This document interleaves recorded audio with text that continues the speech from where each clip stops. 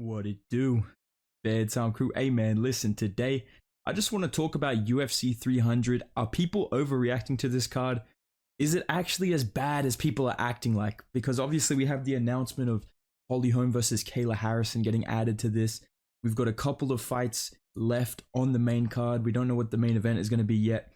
And I feel like I've never seen a card get so much negative reaction at every single fight announced, except for, you know, Oliveira versus Sarukian and Holloway versus Gaethje. Besides that, I feel like every single fight that's been announced, barring a few, people are like, bro, what the fuck is this? Oh my god, worst card ever, oil up Dana. I just want to look over the card and think about, like, bro, are people overreacting to this? Because I feel like it's not that bad. And I feel like if you put these fights into context, it's really not that bad. And especially compared to UFC 200 and UFC 100, I don't know what we're complaining about. So if you look down at this fight card, okay, Zhang Weili, Yan Jiaonan, champion versus number one contender. Now listen, do I want WMMA on the pay-per-view? Obviously fucking not, right? Like, come on, dude. Why would I want that, okay? But if you're gonna have to do it, that's a solid fight. I mean, it could be worse. We could be dealing with fucking Pennington versus Pena right now as the co-main event. So at least we've got some actual skill taking place in this fight. Championship fight. I understand Dana's going to fill numbers. He's got to meet quotas. They probably said, look, add a women's title fight on this card. And I feel like Zhang Weili is a good choice for that. But Justin Gaethje, Max Holloway. Now, I was a bit of a hater on this matchup. I'm coming around to it like a boomerang. Trust. But I'm not mad at this fight now. I'm kind of thinking like, all right, maybe Max kind of has a chance here. But even if he loses, it's going to be an entertaining fight. This is a mixed match of two, you know, high-ranking contenders. Bit of a stupid idea, but going to be entertaining. Two big names. I can understand the UFC making this for 300. It's one of those fights that you go, fuck it, this is a big card. Let's just do something out of the box, right? Charles Oliveira, Arman Sarukian. Another great fight that could be easily the co-main event of a pay-per-view. By the way, could easily co-main a pay-per-view. Could easily main event a pay-per-view. Could be Justin Gaethje, Max Holloway. Easily could be the co-main event of a pay-per-view, or like the main event of a fight night, right? Prohaska Rakic, former champion, most exciting guy in the UFC versus Rakic, 2 versus 5. Could easily main event a fight night, be co-main event of a pay-per-view, right? Calvin Kattar, Aljamain Sterling, exactly the same thing. Bit of a dumb fight, but again, we've got a big name on there. We've got Aljamain Sterling. Now, Bo Nickel, Cody Brundage. This is the only unranked fight on the card. I think it's one of the worst matchups. Like, it just makes no sense. I don't want to see Bo Nickel fight another rando, like auto-generated career mode 55 overall guy. But this is the only unranked fight announced so far on the card, and that's pretty insane to think about, considering most UFC pay-per-views we get. I mean, look at 297, dude. 297 was fucking ass, dude. 297 made me reconsider why I even fucking watch UFC. I was like, what am I doing?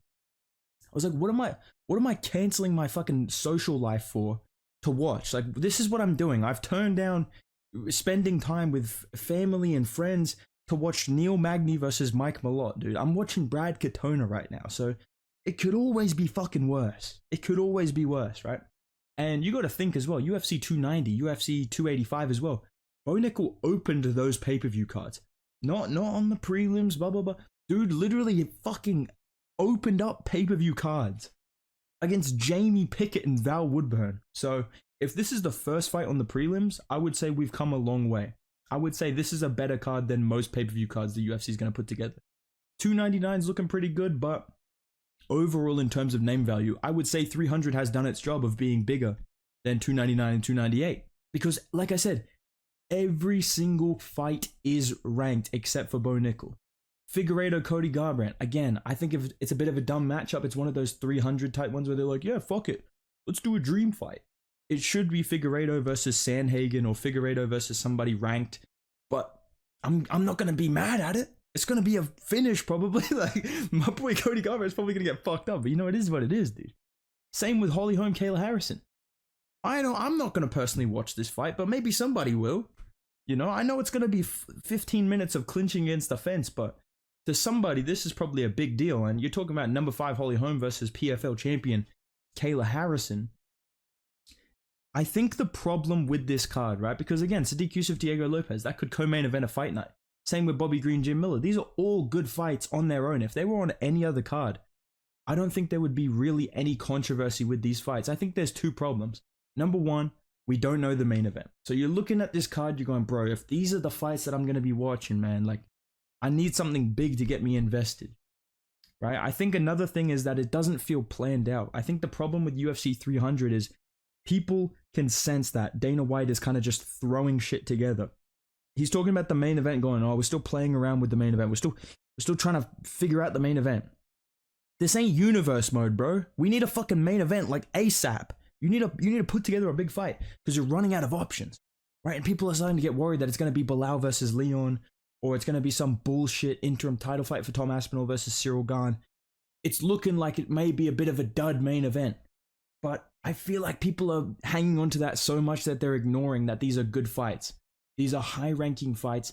If these were added to any other pay-per-view, you would go, holy shit, Dana's cooking up.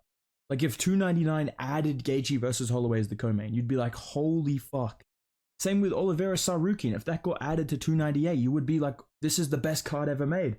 So all of these fights put together, I do think UFC 300 is the biggest card the UFC can make in April without Conor McGregor or Jon Jones available. Especially if, and listen, I don't think they should do it. I disagree heavily with it.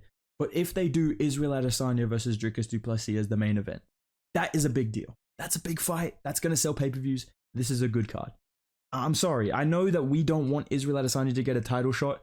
And there's probably some nerd in the comment that's like, actually, Israel Adesanya deserves the rematch more than Sean Strickland. He has 5 title defenses, blah, blah, blah. Dude, Sean Strickland's last reign as middleweight champion was longer than Izzy's last reign, where he beat Izzy 50-45.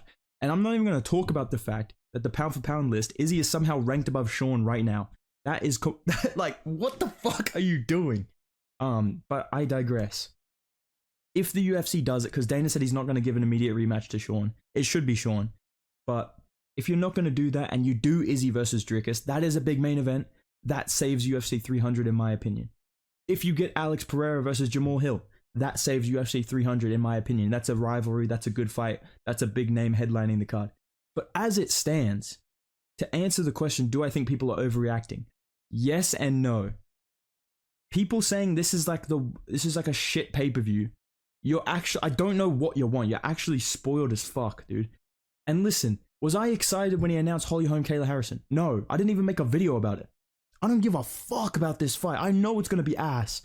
Same with Sadiq Yusuf, Diego Lopez. I don't care enough to make a video about this. That's a solid prelim fight. That's about it. Cool. Sadiq Yusuf's gonna win that, by the way. I know that's controversial, but dude, all of these fights, I think the reason people are overreacting, I guess, or maybe they're right to be upset, is because Dana White is making big promises. He's like, I'm gonna announce big fights this week, dude. I'm gonna announce big fights. Stop asking to oil me up. And then he gets on IG Live and he's like, we got it done. Holly Holm will take on Kayla. And you're like, dude, fuck you. Make a good fight.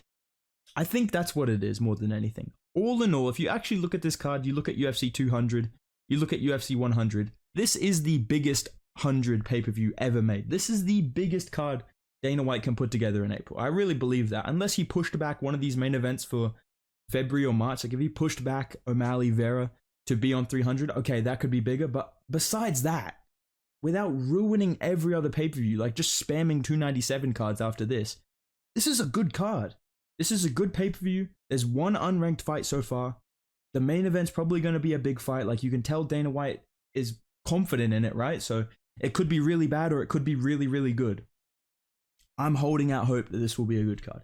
And I feel like people are overreacting by saying it's a bad card. I understand being annoyed at Dana White hyping up announcements and then announcing Zhang Weili, Yan Xiaonan, announcing Kayla Harrison versus Holly Holm, because those aren't big deals, right? Gaethje Holloway, okay, that's kind of a big deal. It's a bit of a dumb fight. I think that's why people overreacted to that. But all in all, take away the context of UFC 300. Maybe you need that to be excited for this card. But if you take away the number and you just look at the pay-per-view, what are we complaining about? We're probably going to get 2, maybe 3 title fights. We may see Charles Oliveira versus Arman Tsarukyan headlining the prelim. That's how stacked they want to make this card. We could see Charles Oliveira on the fucking prelims earning a title shot. So if you are not happy with that, I feel like your expectations will never be met and you are overreacting. If you're just like, bro, all right, that's a fucking shit announcement, put it on the prelims, give me a good main event, I'm 100% with you, bro. We need a good main event for this. If the main event is trash, I'll be the first one there talking about, bro, this card is fucking ass. You know, I'll be the first one with the bottles of oil, with the tomatoes ready for Dana White. Okay, I'll be the first one on his IG live comments getting after him. But until the main event is announced, chill, bro. Chill, bro. This is actually not even a bad card. So, I don't know. I just wanted to make my thoughts on UFC 300 and the card, the recent announcements, and just the public reception to it. It's so weird seeing people get so mad about a card that has Justin Gaethje, Max Holloway, Charles Oliveira, Yuri Prohaska, Aljamain Sterling, Yang Wei Li, all these fighters that we all love and that all have entertaining fights on the same card, some of them on the fucking prelims, and people are acting like he's putting together UFC 289. I don't know what people want, but let me know what you guys think. What's the main event going to be in your opinion? Drop a comment about it. If you enjoyed the video, drop a like, subscribe to the channel, go follow me on the gram at Bedtime MMA, and I'll see you in the next video, boys. Goodbye.